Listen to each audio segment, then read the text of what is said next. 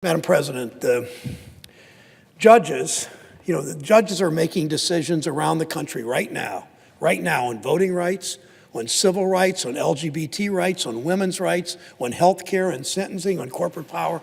This body several times over the last couple of years has said no, even though almost every Republican, all with good government-paid health insurance, all with good salaries, all well-dressed, all the above, senator after senator in this body tried to repeal the Affordable Care Act or take away Medicaid or take away consumer protection so that people who have a pre-existing condition would have their insurance canceled. They all stood there on that, but you know what? Enough people in this country, because millions and millions were affected, enough people in this country said no and pushed back and stopped the Republican majority from taking away the protections of pre-existing condition and stopping insurance companies from canceling people's insurance that got too sick and too expensive or could never get insurance in the first place. So you know what this Republican majority did?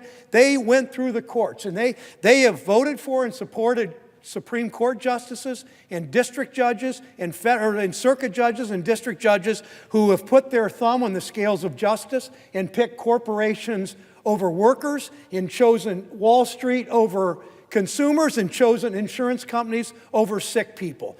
Over and over again. This body tried to do it, but democracy rose up and said, no, you're not going to take our health insurance. No, you're not going to let the insurance companies run everything. No, you're not going to let Wall Street run everything. No, you're not going to do that. But you know what? Because they couldn't do it through democratic participation, Madam President, because they couldn't do it by going down to Mitch McConnell's office, the Republican leader, they couldn't walk down the hall, all their lobbyists, and stop that from happening. They decided to try doing it through the federal judiciary.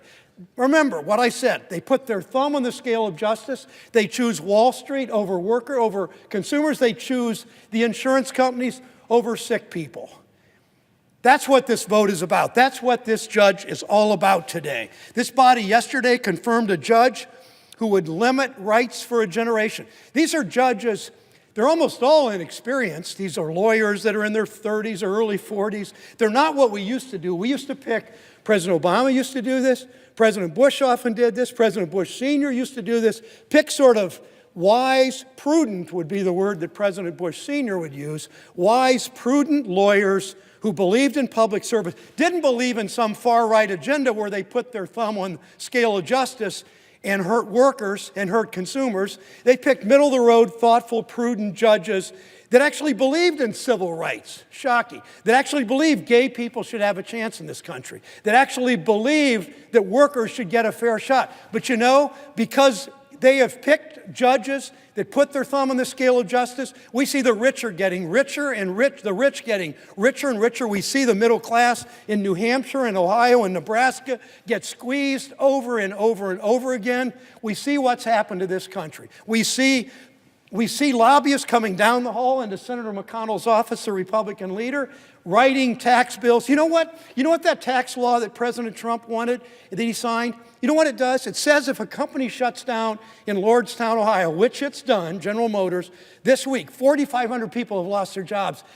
They pay a tax rate of 21%. You know what, under the Trump tax law? They can move south of the border and they pay a tax rate of 10.5%. So in other words, they get a 50% off coupon. Companies that shut down production in Omaha or in Manchester or in Cleveland and move overseas, they get a 50% off coupon on their taxes. That's what these fights are about. These fights are about the special interests that run this Senate, the companies that outsource, and the drug companies and Wall Street.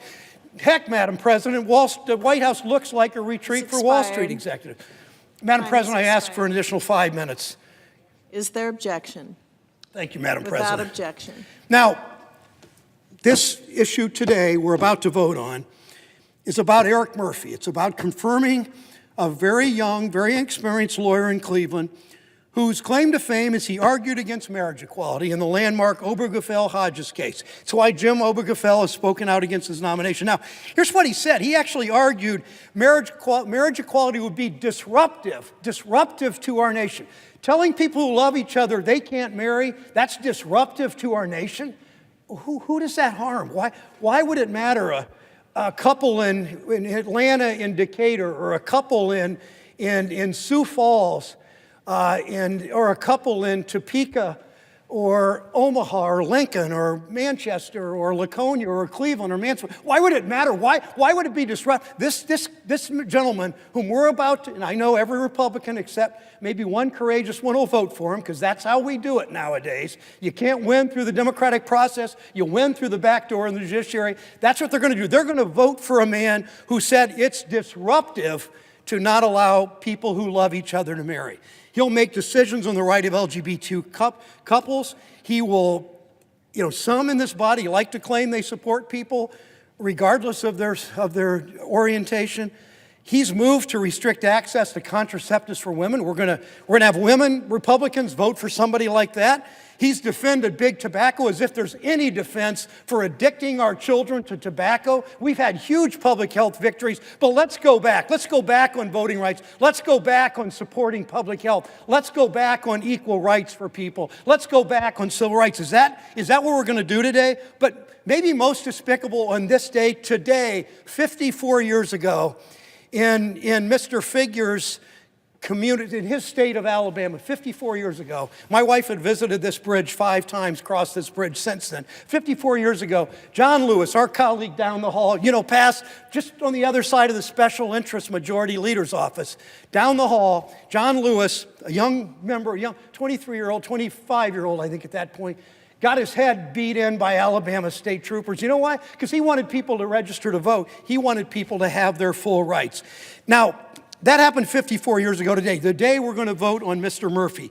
Mr. Murphy defended Ohio's voter purge, taking registered voters off the rolls. He led the efforts to take away the Golden Week in Ohio, passed by a Republican legislature bipartisanly. He defended restrictive voter ID and provisional ballot rules.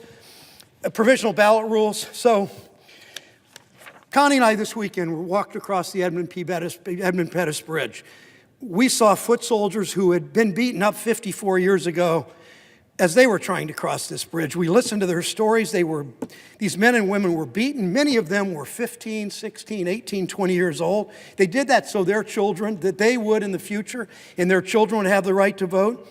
But judges around this country, judges supported by this majority, none of whom think for themselves when it comes to voting on these nominations, all the way up to the Supreme Court, they're dismantling these rights. I can't imagine my Republican colleagues came here from Georgia and Kansas and Nebraska or Montana, and I think he's going to vote right. I just can't imagine they came here thinking, I'm going to take the oath of office right here, up right in that corner. I'm going to take the oath of office. And you know what things I'm going to do? I'm going to vote to restrict voting rights. I'm going to vote to tell gay people they can't marry. I'm going to vote to take away worker rights. I'm going to vote for judges that put their thumb on the scale of justice and choose corporations that outsource jobs over workers, and choose Wall Street over consumers, and choose big healthcare insurance companies with their multi-million-dollar salaries for executives and hurt poor people, and hurt sick people. I can't believe that's why any of you came. So please vote no on Murphy. Please,